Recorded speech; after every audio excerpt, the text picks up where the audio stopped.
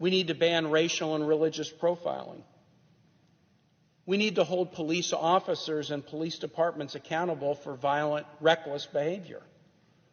We need to promote better training and professional accreditation of police departments. Madam President, why do we demand that universities maintain accreditation to receive federal funds, but make no such demand of law enforcement agencies?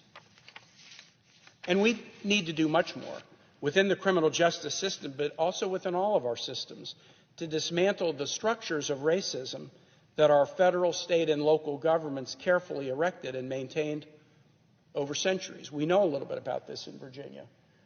The first African Americans into the English colonies came to Point Comfort, Virginia in 1619. They were slaves. They'd been captured against their will.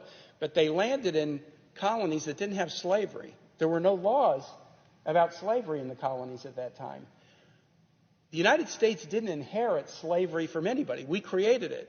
It got created by the Virginia General Assembly and the legislatures of other states. It got created by the court systems in colonial America and since that enforced fugitive slave laws.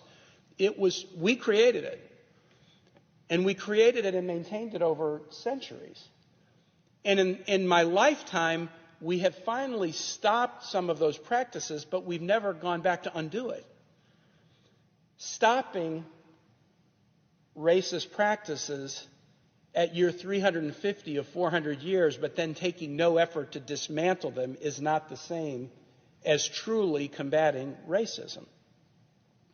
But I'm mindful of the challenge laid down by our young people. No more politics as usual. It's one thing to introduce a bill. We do that all the time here.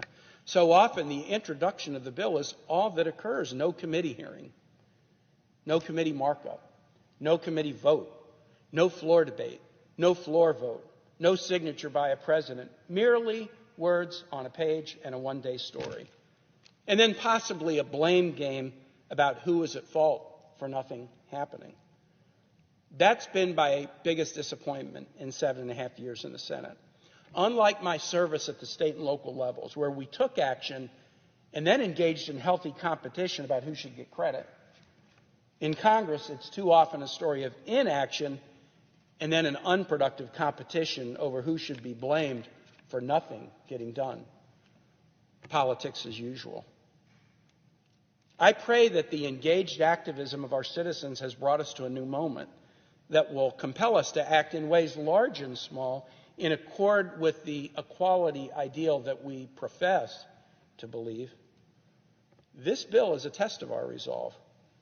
And I urge my colleagues to meet the moment so that we can look our young people in their faces and tell them that we truly heard them.